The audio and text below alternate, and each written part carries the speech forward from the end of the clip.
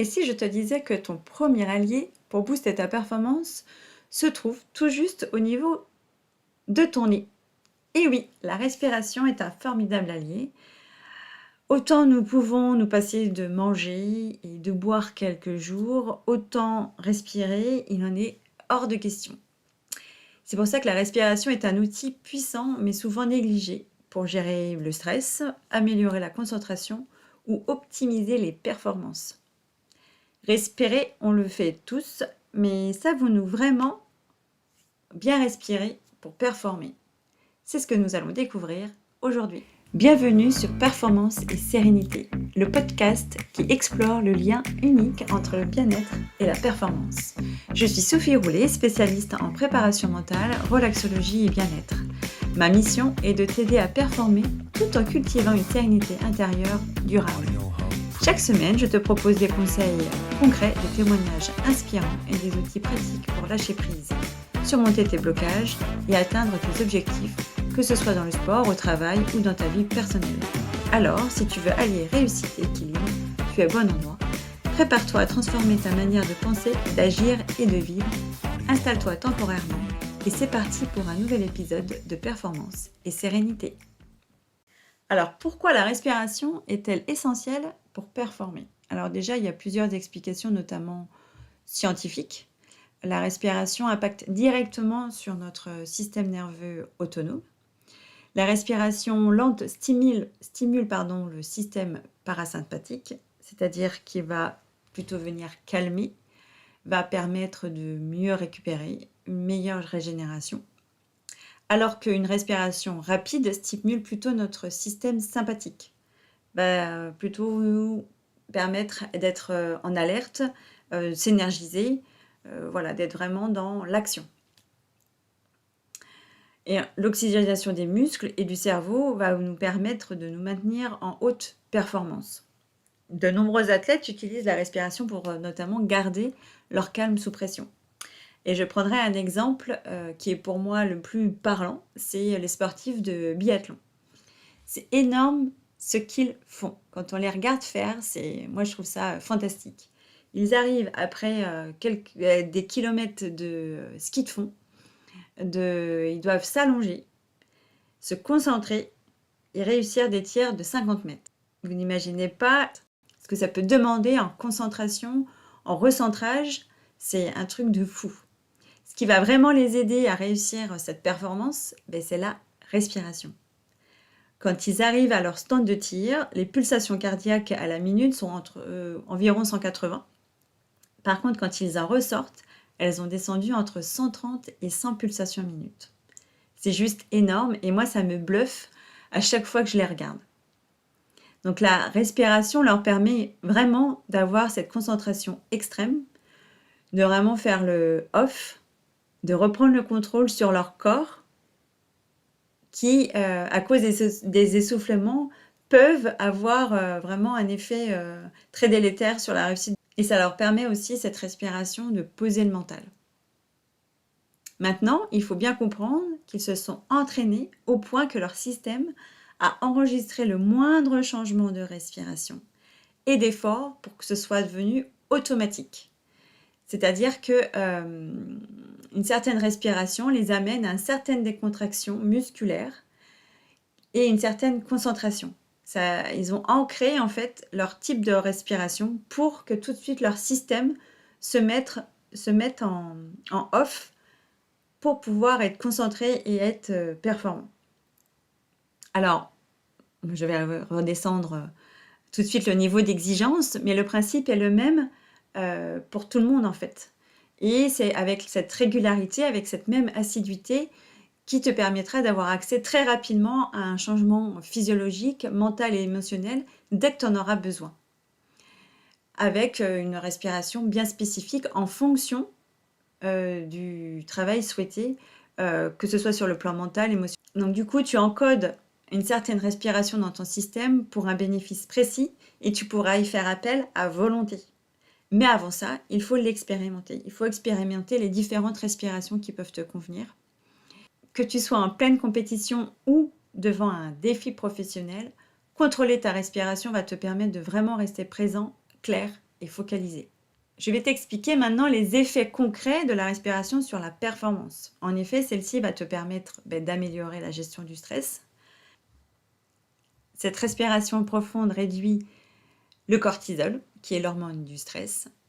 Et du coup, cette hormone du stress qui va être moins présente va te permettre d'avoir une meilleure prise de décision, va te permettre d'avoir une lucidité par rapport à la situation, par rapport au choix que tu as à faire. Souvent, quand on vous demande quelque chose, ou moi, souvent quand je suis avec les enfants et qu'ils arrivent tous les deux, ah maman, ah, nani, moi je veux ci, moi je veux ça, et que moi je suis déjà dans autre chose, je leur dis attendez, je prends 2-3 respirations, au moins une bonne, et je leur demande de reposer tranquillement la question. Et ensuite, je peux prendre une décision. Et après, si c'est vraiment une grosse question, je leur dis pas maintenant, j'y réfléchis, je prends le temps d'y réfléchir et on en discute. Mais c'est vrai que sous pression, c'est super important de prendre une bonne respiration et de pouvoir ensuite poser les choses et de pouvoir prendre le temps de répondre. Ça, c'est un rythme que vous devez vous imposer à vous et que vous devez aussi imposer aux autres. Parce qu'aujourd'hui, on est tellement dans une activité de vie tellement fou que ce rythme ne convient pas à tout le monde. Et que moi, notamment, ça ne me convient pas. Moi, j'ai besoin d'être posée, d'être un peu plus à mon rythme. Et dans le cas où ce rythme m'emmène, parce que ça peut aussi arriver, je sens vraiment que j'ai besoin de ces temps off dans ma journée pour pouvoir faire redescendre ce rythme et de revenir au mien.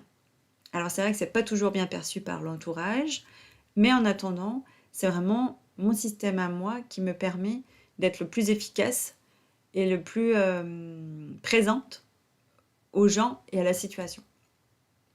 Ensuite, cette respiration va te permettre d'optimiser ton énergie. Une respiration diaphragmatique augmente la capacité pulmonaire et optimise aussi l'oxygénation. Ainsi, tu améliores les performances physiques et qui favorise ensuite la récupération. Il faut savoir que la respiration nourrit nos cellules, vraiment. Elle les aide à se nettoyer aussi de leurs déchets. Elle améliore donc la circulation sanguine et donc les échanges gazeux sont d'autant plus efficaces. Donc une meilleure nutrition cellulaire, une meilleure énergie. Cette respiration va aussi avoir un impact sur ta concentration. Avec une respiration vraiment lente et consciencieuse, l'esprit se recentre et devient moins sensible donc aux distractions. À chaque fois que tu dois, notamment par exemple aux examens, que tu dois te mettre dans une révision, prends-toi vraiment le temps de faire des respirations qui vont te permettre de vraiment te focaliser sur le temps que tu t'es donné à réviser. Maintenant, je te propose d'expérimenter des exercices pratiques de respiration.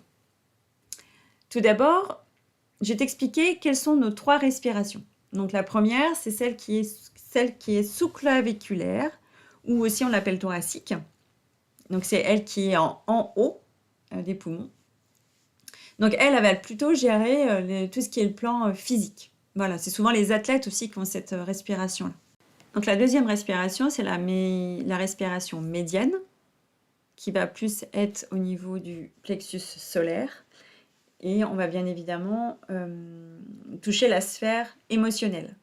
Tout ce qui est émotion, quand on sent que ça se contracte ou que ça s'ouvre au niveau du plexus, c'est vraiment l'émotionnel qui est en jeu.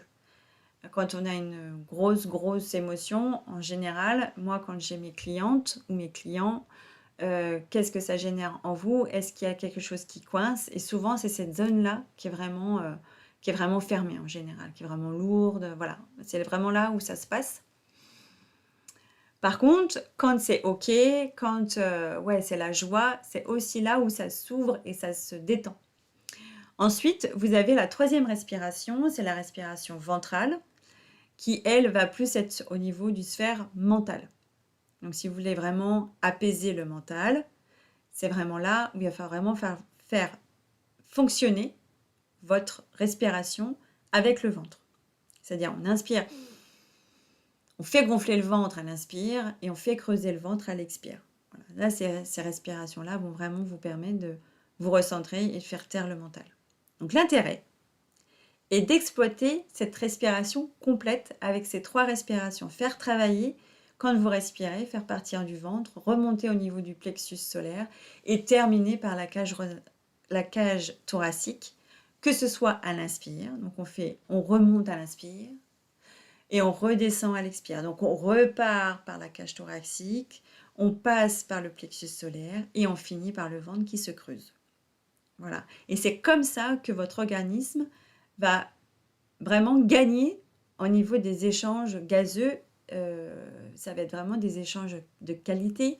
Et c'est comme ça que vous allez vraiment pouvoir avoir une super récupération, une meilleure concentration. Voilà. Après, toute la sphère physiologique se met en place avec cette belle respiration.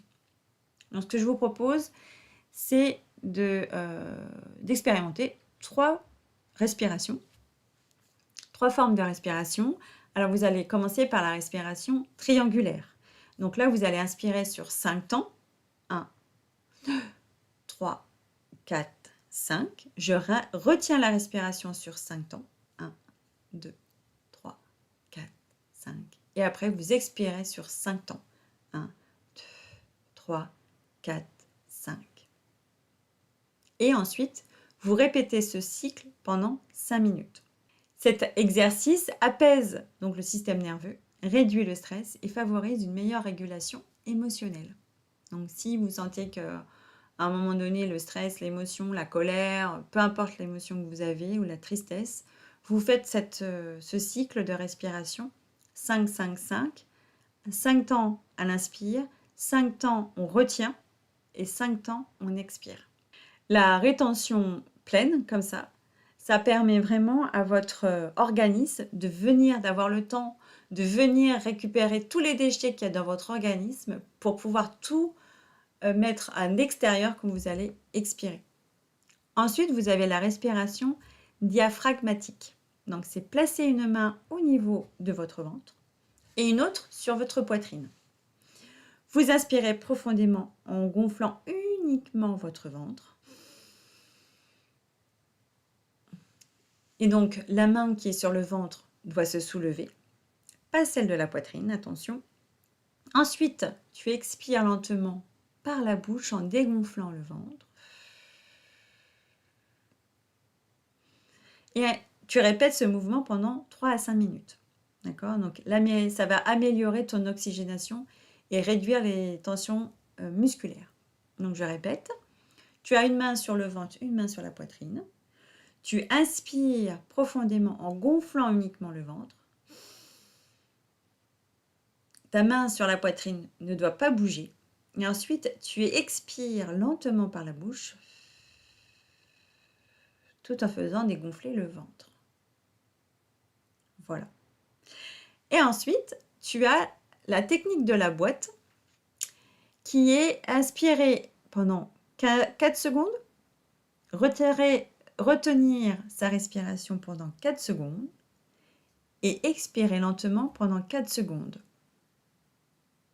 Et ensuite, on fait une rétention vide pendant 4 secondes avant de recommencer le cycle pendant 2 à 3 minutes. Donc, je répète, tu inspires sur 4, tu fais une rétention pleine sur 4 secondes, tu expires lentement sur 4 secondes et tu fais une rétention vide sur 4 secondes. Voilà, ça c'est ce qu'on appelle la respiration carrée aussi. Et ça, cette technique est super efficace dans les contextes de haute pression. Vraiment, quand vous avez vraiment une demande très importante au niveau de la concentration et l'équilibre.